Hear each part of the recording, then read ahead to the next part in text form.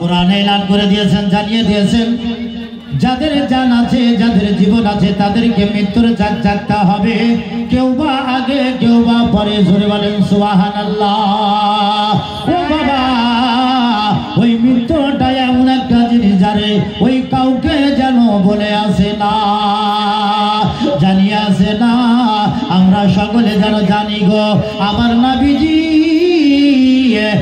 ৬৩ বছর দুনিয়ার বুকে থাকার পরে দুনিয়া থেকে আপনার আমার ওই চোখের আড়াল থেকে বিদায় নিয়ে গেছে। ও বাবা, ভাই আমার, আপনার আব্বা জননী, মা জননী, কারবা স্বামী, কারবা ছেলে, কারবা মেয়ে, কারবা ভাই দুনিয়া থেকে চলে গেছে। আপনারে আমারও যেন চলে যেতে হবে। আল্লাহর পয়গম্বর সাল্লাল্লাহু তাআলা আলাইহি সাল্লাম বাবাজি এক এক করে যখনই বাবাজি এই দেখেন বয়স হতে লাগলো, সময় যেন চলে যেতে লাগলো, আল্লাহর নবী সাল্লাল্লাহু আলাইহি সাল্লাম এমন একটা দিন যেন বাবাজি আরাম করতেছেন। নবীজি একদিন বিশ্রাম করতেছেন, সঙ্গে সঙ্গে মা জননীকে যেন ডাক দিলেন, ও আয়েশা দেরি করিও না, যাও যাও তাড়াতাড়ি করে কি করো, আমার ওই ফাতিমাকে ডেকে দাও। কি তোমার নাম? সাফি। সুবহানাল্লাহ। দেখেন নওজোয়ান বাবাজি, যোগ্য বাপে যোগ্য ছেলে, আর দুনিয়াতে ছিল, আর ছিল কি না ছিল 700 টাকা দানে বোঝা গেল। আল্লাহ জানো এই নওজোয়ান ভাইয়ের দানকে যেন কবুল করেন, যে আশা নিয়ে উদ্দেশ্যে 700 টাকা দান করেছে। আল্লাহ এই দানের বরকতে ফজিলাতে আত্মীয় স্বজনের কবরের আযাবকে আল্লাহ ক্ষমা করে দিও, মাফ করে দিও। আল্লাহর নবী সাল্লাল্লাহু তাআলা সাল্লাম এই দেখেন বাবা বিছানা আরাম করতেছেন। আল্লাহর নবীজি ডাক দিয়ে বলে, যাও ওই জায়গা আমার বেটি ফাতেমাকে ডেকে দাও। সেই সবাই যেন বাবাজি মা ফাতেমা জোহরা রাদিয়াল্লাহু তাআলা আনহাকে যেন ডাকার জন্য চলে গেল। ডাক দিয়ে বলে, ওরে ফাতেমা তাড়াতাড়ি করে যা যা, নবীর দরবারে যেন চলে যা। আল্লাহর পয়গম্বর যেন তোমারে আর ডাক দিয়েছে, ফাতেমা এইখান থেকে যেন চলে যা। মা ফাতেমা জোহরা রাদিয়াল্লাহু তাআলা আনহা বলেন, আমি যখন মা জননীর কথা শুনলাম আর ওই জায়গা থেকে আর যেন দেরি করলাম না, ওই তাড়াতাড়ি করে আমি নবীর কাছে যেন রওনা হয়ে গেলাম। সেই সময় ফাতেমা বলেন, আমি দেখতেছিলাম আল্লাহর পয়গম্বর যেন চোখ দুটা বন্ধ করে আরাম করছেন। মা ফাতেমা রাসূলের কাছে যাওয়ার পরে ডাক দিয়ে বলেন, লাব্বাইকা ইয়া রাসূলুল্লাহ, লাব্বাইকা ইয়া হাবিবাল্লাহ। নবী গো, এই দেখেন আমি যেন আল্লাহর পয়গম্বর, আমি দয়ার নবীজি আপনার কাছে যেন চলে এসেছি। আপনি কি বলতে চান? কমসে কম যেন আপনি আমারে যেন জানিয়ে দিন, আপনি যেন আমারে বলে দিলে। সেই সময় আল্লাহর পয়গম্বর ডাক দিয়ে বলেন, বেটি ফাতেমা ওই জায়গায় যেন থাকলে হবে না, যেন ওই কাছাকাছি যেন চলে আসো রে ফাতেমা। আল্লাহর নবীজির বেটি ফাতেমা আর যেন দূরে থাকলেন না, এতটা কাছাকাছি যেন হয়ে গেলেন, ওই নবীজির যেন পাশে বসে গেলেন। ডাক দিয়ে বলেন, ফাতেমা আজকে যেন তোমাকে ডাকার একটাই কারণ, আমি যেন তোমার সঙ্গে কিছু যেন কথা আলোচনা করতে চাই। ওরা বেটি ফাতেমা আবার বলে যে কিছু কথাই আছে রে মা, এই দেখ যেন ফেরেশতা আমাকে যেন এমন একটা খবর, এমন একটা সংবাদ জানিয়ে গেছে, বেটি দুনিয়ার বুক থেকে চলে যেতে হবে, আল্লাহ রাব্বুল আলামিনের হুকুম হয়ে গেছে। যখনই বাবা এই কথাটা শোনা হলো, আল্লাহর নবীজির বেটি ফাতেমা বলেন, সেই সময় আর চোখের পানি ধরে রাখতে পারলাম না। মা জননী যেন বাবাজি সেই সময় যেন কান্না করতে লাগলেন, চোখের পানি ঝরিয়ে ঝরিয়ে কান্না করে যায়। নবীজি ডাকতে বলে, বেটি রে, ওরে ফাতেমা কান্না করলে হবে না, তাড়াতাড়ি করে আমার কাছে যেন বসে যাও।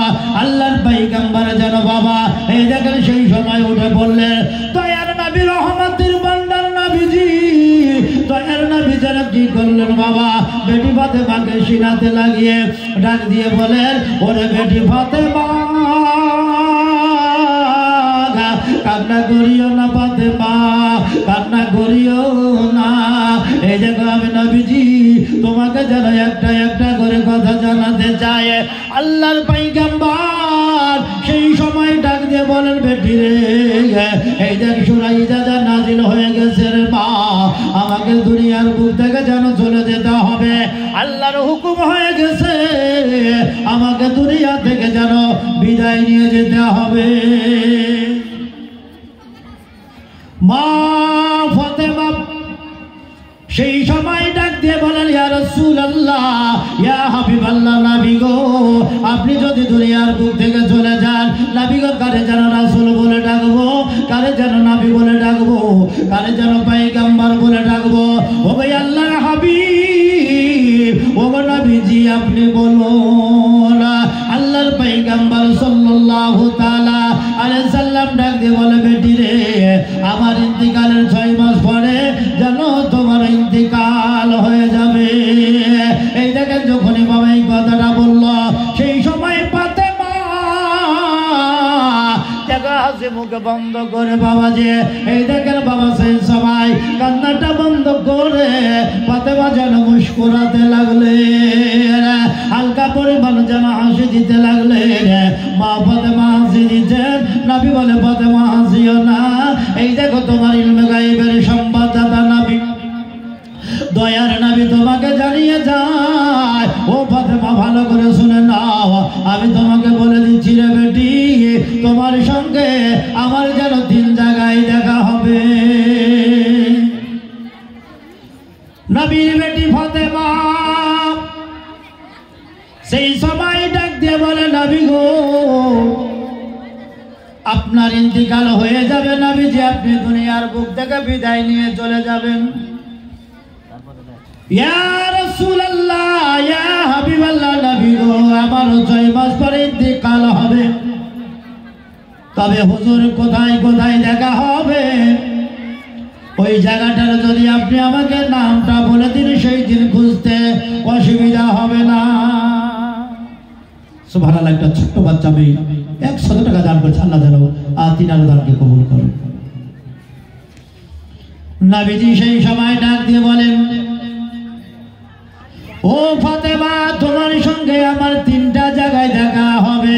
নবীর বেটি ডাক দিয়ে বলেন, হুজুর, যে 3টা জায়গাতে দেখা হবে আপনি যেন নামটা বলে দিলে। আল্লাহর পয়গম্বর ডাক দিয়ে বলেন, বেটি রে, তোমার সঙ্গে যে 3টা জায়গাতে দেখা হবে, প্রথমত দেখা হবে বেটি মিজানের ধারে, দ্বিতীয়বার দেখা হবে পুরুষেরাতের ধারে, আর তৃতীয়বার দেখা হবে বেটি রে তোমার সঙ্গে যেন আমার কাউসারের ধারে। ওরে বেটি ফাতেমা, দুনিয়া থেকে যখন আমি বিদায় নিয়ে চলে যাব রে বা, আমার জন্য চোখের পানি জড়িয়ে যেন কান্না করবে না। ফাতেমার সঙ্গে বাবা কথাবার্তা এই দেখেন ফয়সালা হয়ে গেল গো। নবীর পাশে ফাতেমা যেন বসে আছে রে, মনটা যেন বাড়ি বাড়ি হয়ে আছে। এই দেখেন আল্লাহর হুকুম হয়ে গেল, যাও রে মালিকুল মউত ফেরেশতা, এইখান থেকে যেন চলে যাও, আমার নবীজির বাড়িতে যেন চলে যাও, যে যেন বাবাজি মালিকুল মউত ফেরেশতা যেন নবীর দরজায় জাহাজের ওই দরজাটা কটকট করে যেন আওয়াজ দিচ্ছে। মা জননী যেন ডাক দিল, বলো রে নবীজির বাড়িতে যেন কে এসেছো বলো। ওই নবীজির দরজাতে দরজার কাছে কে এসেছো বলো। বলে ফাতেমা, আমি একজন আরবি এসেছি ওই নবীর সঙ্গে দেখা করার জন্য। ফাতেমা দরজাখানা খুলে দাও, ফাতেমা দরজাখানা যেন খুলে দাও। আল্লাহ নবীজির বেটি ফাতেমা সেই সময় ডাক দিয়ে বলে, শোনো, যে হোক না কেন বাড়ি ফিরে যাও, নবীর সঙ্গে দেখা হবে না, নবীর সঙ্গে সাক্ষাৎ হবে না, কেননা নবী পাকের হালকা পরিমাণ যেন জ্বর এসেছে, ওই নবীর সঙ্গে যেন কারো দেখা হবে না। আল্লাহ আল্লাহ পাক পরওয়ারদিগার রব্বুল আলামিন মালিকুল মউত ফেরেশতার সঙ্গে ওয়াদা করেছেন মালিকুল মউত ফেরেশতা তোমার যেন জান কবুল করতে হবে। মালিকুল মউত ফেরেশতা বলে আল্লাহ গো আমি যখন আপনার হুকুমে জানটা যেন কবুল করব, এমনকি স্বামীর জান কবুল করলে মা বোনেরা যেন গালিগালাজ করবে, বিবির যদি জানটা কবজ করে স্বামী যেন গালিগালাজ করবে, বাচ্চার জান কাজ কবজ করলে মা জননীরা যেন গালিগালাজ করবে। ওই যদি মায়ের জানটা কবজ করি গো আল্লাহ বাচ্চারা যেন নাই কথাবার্তা বলবে। আল্লাহ পাক পরওয়ারদিগার রব্বুল আলামিন ডাক দিয়ে বলে মালিকুল মউত ফেরেশতা আমি আল্লাহ তোমার সঙ্গে ওয়াদা করলাম আমার বান্দা বান্দীরা তোমাকে যেন নাই কথাবার্তা বলবে না। আমি আল্লাহ রব্বুল আলামিন গুনাহগার পাপী বান্দা বান্দীদের যখনই জানটা কবুল করাবো আমি আল্লাহ যেন একটা বাহানা দেব গো, আমার বাহানা তারা যেন কেউ বুঝবে না আর কিছু যেন বলবে না, সকলে জানতে পারবে তোমাকে যেন দোষারোপ কেউ করবে না। তাহলে আল্লাহ আমার যেন জানাতে হবে, এমন তাহলে আমার শোনাতে হবে। কি তোমার নাম? মারিজা খাতুন। মারিজা খাতুন সুবহানাল্লাহ। বাচ্চা মেয়ে মারিজা খাতুন এখানে বাবা 200 টাকা দিয়েছে। আল্লাহ রাব্বুল আলামিন যেন বাচ্চা আমিন যেন দানকে কবুল করেন আর এই দানের বরকতে ফজিলত যেন আত্মীয় স্বজনের কবরের আযাবকে যেন ক্ষমা করেন মাফ করেন। সকলে বলে আল্লাহুম্মা। বাবারা ভাইয়েরা আমার মা জননীরা গো এই জায়গার বাবা এক এক করে আল্লাহ রাব্বুল আলামিন যেন ওয়াদা করিয়ে দিলেন যাও যাও তোমারে যেন দোষারোপ করবে না, তোমারে নাই কথা বলবে না। আমি আল্লাহ রাব্বুল আলামিন এমন একটা বাহানা দিয়ে আমি যেন জানটা কবুল করিয়ে নেব, তোমার নামটা কেউ যেন নেবে না। অনেক সময় দেখা যায় ওই ব্যক্তিটা কিভাবে মারা গেল গো বলে আর বলিও না, বাইকে চড়ে চড়ে যাচ্ছিল অন্য গাড়ির সঙ্গে অ্যাক্সিডেন্ট হয়ে মারা গিয়েছে। ওই মেয়েটা কিভাবে মারা গেল আর বলিও না, অনেক দিন ধরে বিমার পড়েছিল বাড়িতে, এই কারণে যেন হসপিটাল যেতে গিয়ে মারা গেছে। কেউ বা হসপিটালে মারা গেল, কেউ বা বাড়িতে মারা গেল। আল্লাহ বলেন শোনো ও মালিকুল মউত ফেরেশতা তোমাকে যেন কেউ দোষারোপ করবে না, তুমি যেন যাও যাও ওই দায়িত্ব খানা তুমি যেন নিয়ে নাও। এই দেখেন বাবা দায়িত্ব দেওয়া হলো। আল্লাহ রাব্বুল আলামিন বলেন আমি সারা পৃথিবীর মধ্যে এক এক করে লাখ লাখ ফেরেশতা যেন পাঠিয়েছি গো, চারজন বিখ্যাত ফেরেশতা তাকে যেন 4 রকমের দায়িত্ব আমি আল্লাহ দিয়েছি। আল্লাহ বলেন জিবরাইল ফেরেশতাকে আমার কথাটা নিয়ে যাবে, নবীর কথাটা নিয়ে আসবে। জিবরাইলের যেন ডিউটি শেষ হয়ে গেল, মিকাইলের পানি বর্ষণ করার দায়িত্ব পানি বর্ষণ করে ছুটি হয়ে গেল। ইসরাফিলের দায়িত্ব আমি যেন আল্লাহ একটা বাঁশি দিয়েছি, ওই বাঁশিটা নিয়ে দাঁড়িয়ে থাকবে। আমি আল্লাহ যখন ফুঁক দিতে বলবো ওই বাঁশিটাতে যারা আওয়াজ দেবে দুনিয়া ফানা হয়ে যাবে, দুনিয়া ধ্বংস হয়ে যাবে। আমি আল্লাহ পাক পরওয়ারদিগার রব্বুল আলামিন এই দেখো মালিকুল মউত ফেরেশতাকে এমন একটা দায়িত্ব দিয়েছি, এমন একটা হুকুম দিয়েছি, তার কাজ হচ্ছে জান কবুল করা। জান কবুল করা ছাড়া সে যেন আর অন্য কোনো চাকরি করবে না।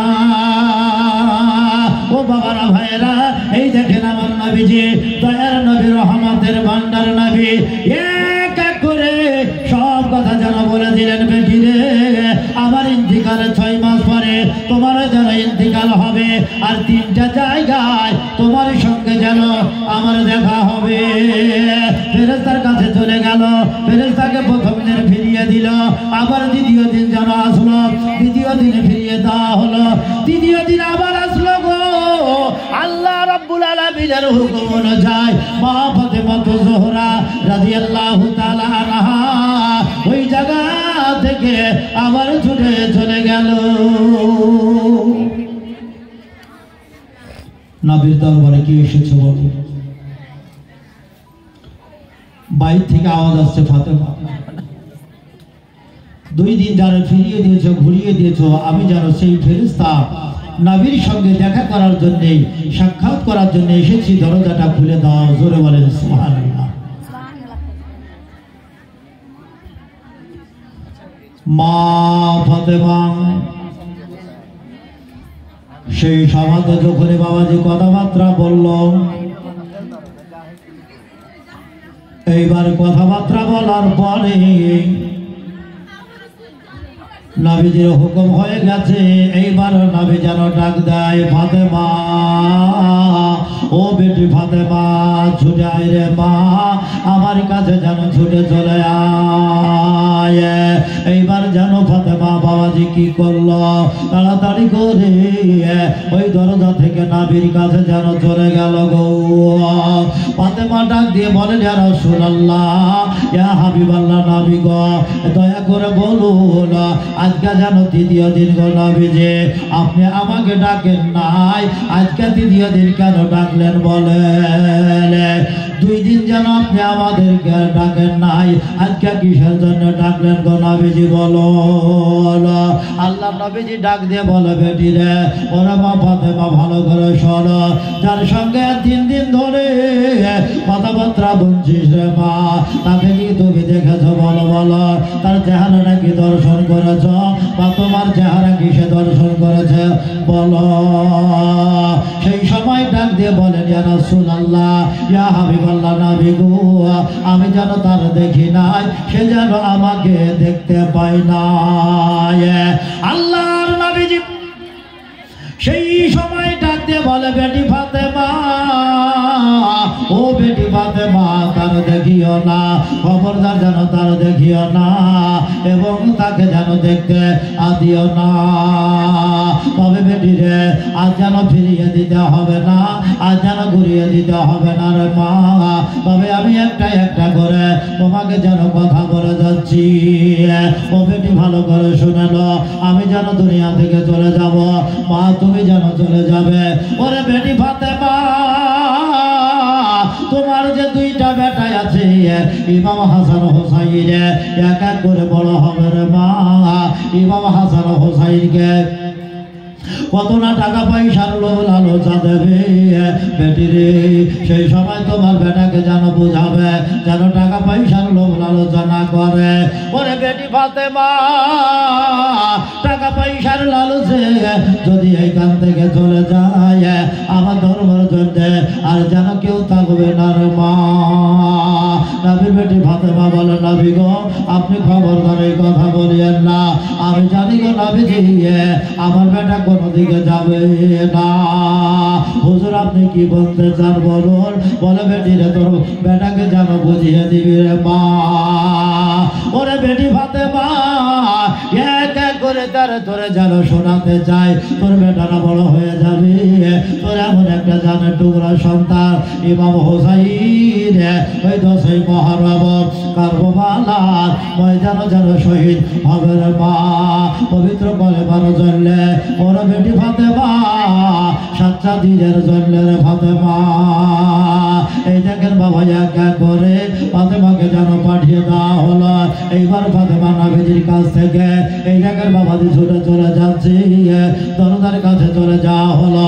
ওই সেই বাইরে বাবাজি ওই ফেরেশতা যেন দাঁড়িয়ে আছে, আজকে যাই না, যাই না। ফাতেমা ভিতর থেকে ডাক দেয়, ওরে আরবি আছো না চলে গেছো বলো? ডাক দিয়ে বলে, ফাতেমা, যতক্ষণ পর্যন্ত তুমি আমার পারমিশন না দেবে, যাবার কথা না বলবে, আমি আরবি যেন ফিরে যাব না। মা ফাতেমা জোহরা রাদিয়াল্লাহু তাআলা আনহা সেই সময় ডাক দিয়ে বলে, না না, আজকে তোমাকে যেন বাড়ি ফিরে যেতে হবে না। আজকে আল্লাহ নবীজি বলেছে, তোমার সঙ্গে নবীজির যেন দেখা হবে গো, সাক্ষাৎ হবে, আজকে যেন ফিরে যেতে হবে না। এই দেখেন বাবাজি কথাবার্তা হলো। নবীর বেটি ফাতেমা ডাক দিয়ে বলে, তবে শোনো, আমি তোমাকে কিছু কথা বলে দিই। এই দেখো দরজাটা যেন খুলে দেব, আর দরজা খুলে দিয়ে আমি যেন পর্দার আড়ালে হয়ে যাব। ওই পর্দার আড়াল থেকে যখন তোমার পারমিশন দেব, বাড়ি প্রবেশের চললে বাড়ি ঢুকার চললে তবে যেন বাড়ির মধ্যে আসবে, নচে যেন তুমি আসতে পাবে না, তুমি যেন আসবে না। বলে ঠিক আছে ফাতেমা, তুমি যেটা বললে সেটা আমি যেন মেনে নিলাম। এই দেখেন বাবাজি কথাটা মেনে নিয়ে এইবার ফাতেমা দরজাখানা খুলে দিল গো। দরজাটা খুলে দেওয়ার পরে পর্দার আড়ালে যেন দাঁড়িয়ে গেছে, পর্দার আড়ালে দাঁড়িয়ে গিয়ে এইবার ডাক দিল, ও আরবি বাড়ির মধ্যে যেন প্রবেশ হয়ে যাও, বাড়ির মধ্যে যেন ঢুকে পড়ো, আমি যেন পর্দার আড়ালে হয়ে গেছি। সেই সময় যেন বাবা মালিকুল মউত ফেরেশতা দেরি করলো না, তাড়াতাড়ি করে বাড়ির মধ্যে যেন ঢুকে পড়ল। আল্লাহর নবী সাল্লাল্লাহু তাআলা আলাইহি সাল্লামকে যেন বাবাজি এই দেখেন সালাম করলো, আসসালাতু ওয়াসসালামু আলাইকা ইয়া রাসূলুল্লাহ, আসসালাতু ওয়াসসালামু আলাইকা ইয়া নূরাম মিন নূরিল্লাহ। নবীজি আমার নাম হচ্ছে মালিকুল মউত ফেরেশতা, আমি আল্লাহর হুকুমে আপনার জানখানা কবুল করার জন্য এসেছি গো নবী। আল্লাহর নবী ডাক দিয়ে বলে, দেরি করিও না, দেরি করিও না, তুমি যে আল্লাহর হুকুমে এসেছ তোমার জানটা তুমি যেন কবুল করে নিয়ে চলে যাও। তুমি যে কাজের জন্য এসেছো তোমার কাজটা যেন সম্পূর্ণ করে চলে যাও। এই দেখেন মালিকুল মউত ফেরেশতা নবীর পাশে যেন বাবাজি দাঁড়িয়ে গেছে, ওইদিকে ফাতেমা যেন বাবা ওই পর্দার আড়ালে যেন দাঁড়িয়ে আছে।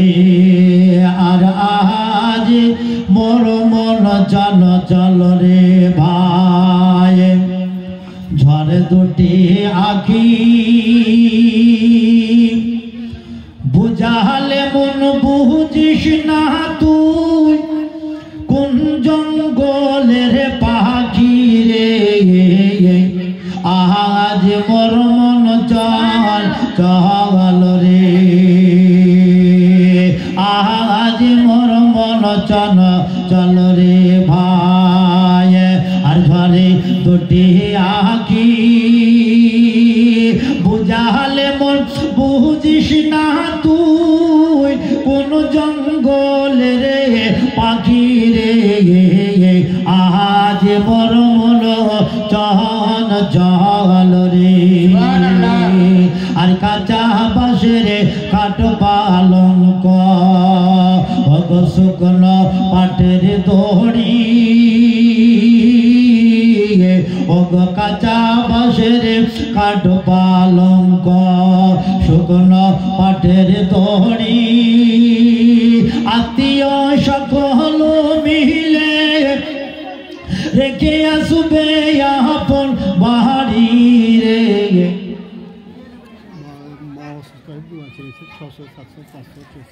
যাই হোক অনেক বাবুনেরা 500-600 করে 50-100-500 করে বাবাজি দিয়েছে এবং মা বোনদের জন্য এই রেখে দোয়ার জন্য বলেছে। আল্লাহ রাব্বুল আলামিন যেন আমার মা বোনদেরকে যে আশা নিয়ে উদ্দেশ্য নিয়ে হাত ভর্তি করে টাকা পাঠিয়েছে, আল্লাহ যেন আমার মা বোনদের দানকে যেন কবুল করেন। মা বোনেরা ইনশাআল্লাহ আপনাদের জন্য দোয়া করবো, ভাইদের দোয়া করবো। আর কমিটির তরফ থেকে আমি বলতে থাকবো যে আপনারা বাবা ভাইদের তরফ থেকে মা বোনের দিক থেকে আপনারা ঘুরতে থাকুন। নিশ্চয় অনেক মা বোন চাইছে যে আমরা হয়তো উঠে যাব না, কমিটির তরফ থেকে লোকজন আসলে ইনশাল্লাহ আমরা 10-20-100-500 করে এবং সিমেন্টের বস্তাগুলো ইনশাল্লাহ আমরা দান দিতে থাকবো। আর আজ মোর মন জন চল রে ভাই, আজরে দুটি আগে বুঝালে মন বুঝিস না তুই, কোন জঙ্গলের পাখি রে, আজ মোর মন চল চল রে।